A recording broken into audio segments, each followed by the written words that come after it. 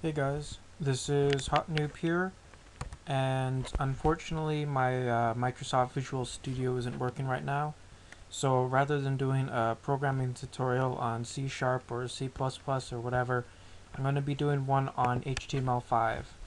Right now I'm actually currently learning HTML5 for making playbook applications. So I'm going to be showing you guys how to work with the canvas object. Right? Um, it's a full size tag, so there's no slash at the end of it. You have to use both tags. You can use the styles to say how big you want it, right? So style equals width, 500 px or whatever, right? And height 100 px or whatever you want to do. Just use 500 for now. Right, you can do all sorts of crap.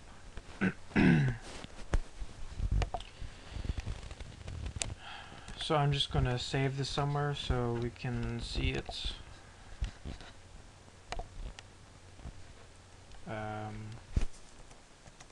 HTML5 just stuff or whatever.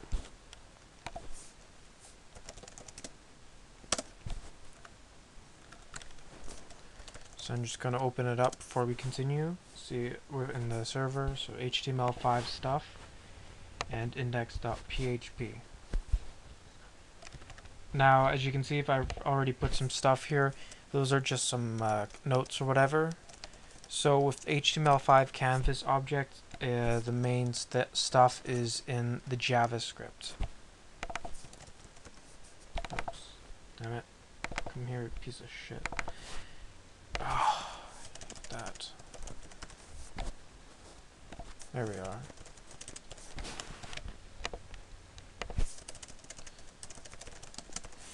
So, I'm just going to create a function here. Call it start or draw. Let's just call it draw. Right.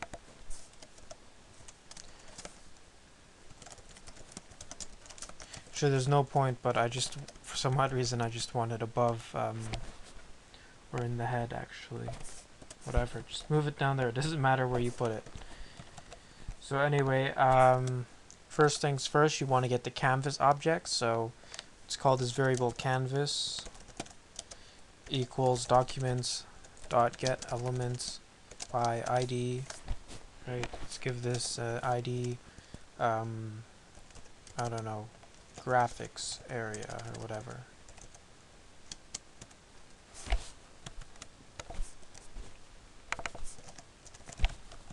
Just call it canvas, I guess. Okay, so right now you can't really do anything with this. You just have an object. The next thing to do is get the context. So I'm just going to call this context 2D equals documents dot get elements, or canvas dot get context, and then it's 2D in lower cases. Now there is a context for 3D as well, but from what I can tell, or from what I've read, the 3D context isn't the same. The APIs aren't constant, so they haven't been standardized yet. So for now I'm going to be focusing on the 2D things. So I'll start off where I started with. I'm just going to load up an image here, so I'm going to move some random image or whatever. Just take whatever one from my application. It's probably a good place to start.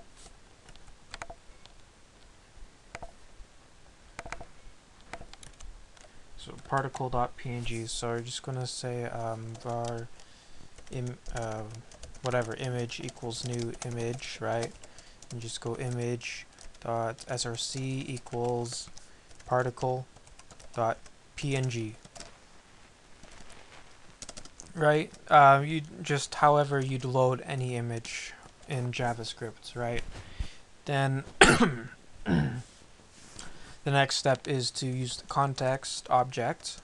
So context.2d.draw image. And you put in, for the first parameter, image, right, the image you want to display, XY coordinates, X, Y, and then if you want to scale it or not scale it, doesn't matter. So this would be width and height. And I'm just going to keep it unscaled for now, right?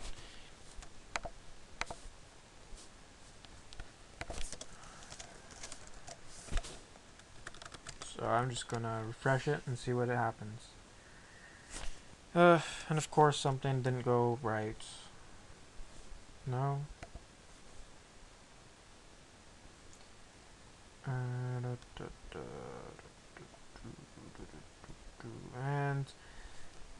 where is it? This is one of the things I hate about html5. The debugging is horrible.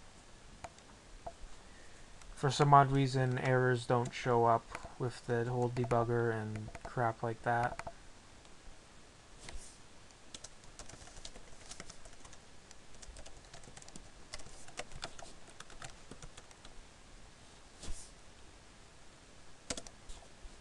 Okay.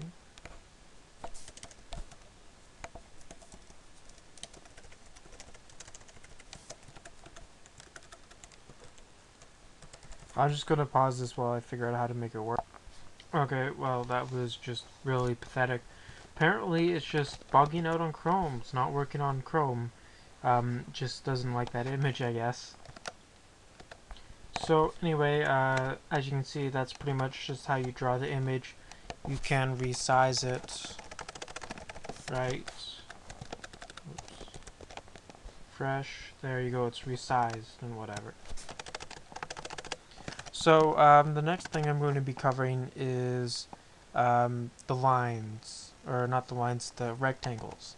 So what you do is you do context dot rect, right? And this is creating a rectangle in its memories. So it's x, y, right, and width, height.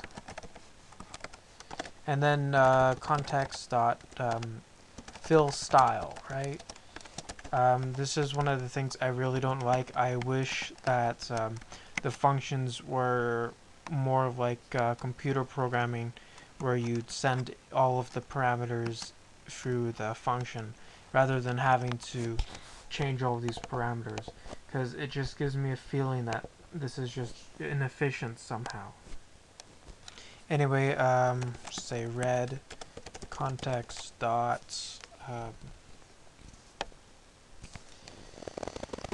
fill, right?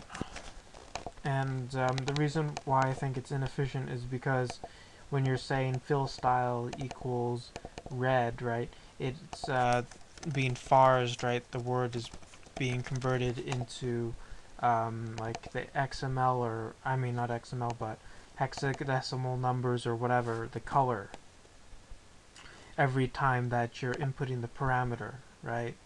Rather than if you were to have it in an object, you'd only input it once and it would be passed as its raw form. Anyway, refreshed, and there you get a red box at the 00 mark. If you want to do a rectangle that is not full, all you have to do is, rather than using fill, use the word stroke. So stroke dot style equals red and stroke.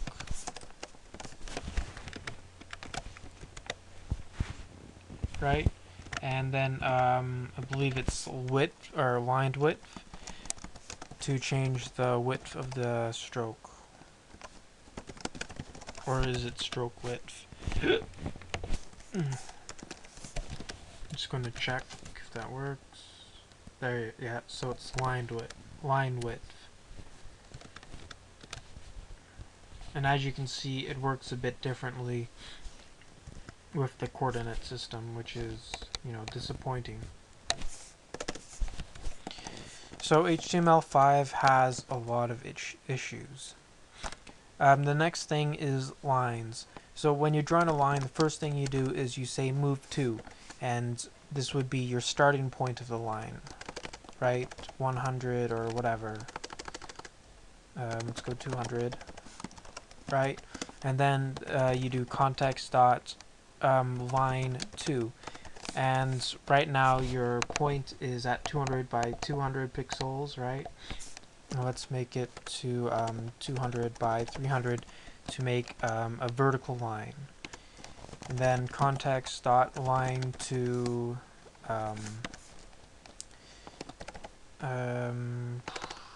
300, which will make a horizontal line. So what you'll get is you'll get like a backwards L if you do that.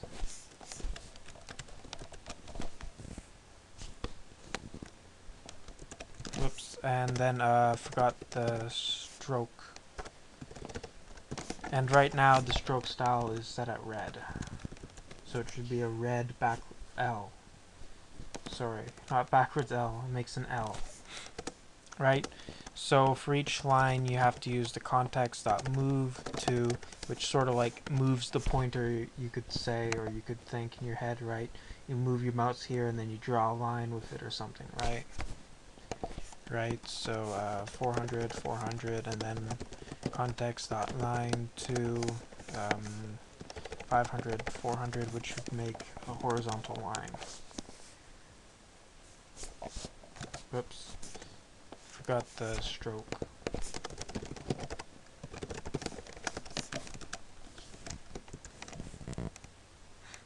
There we go.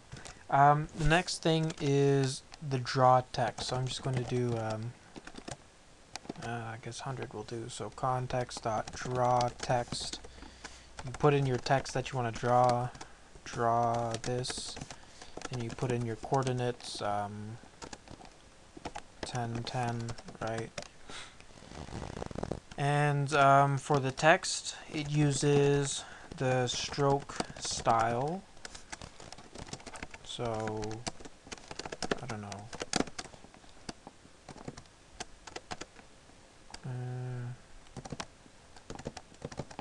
Let's just do that. Right, nothing happens, and then you have to, I think you have to call this stroke function.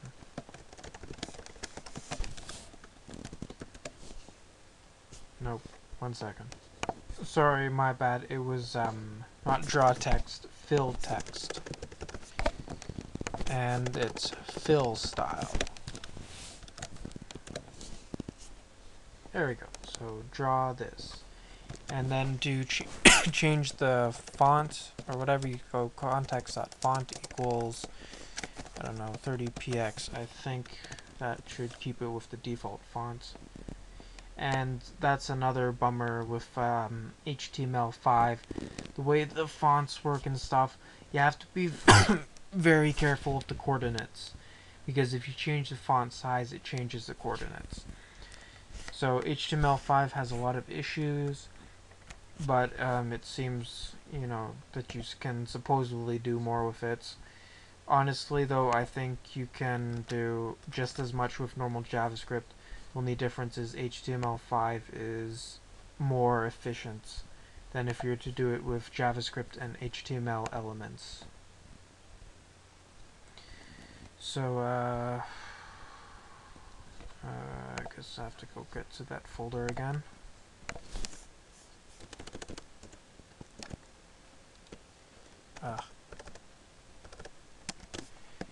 So with HTML5, the reason for learning it is to make an application for the playbook, and this is pretty much it here, right?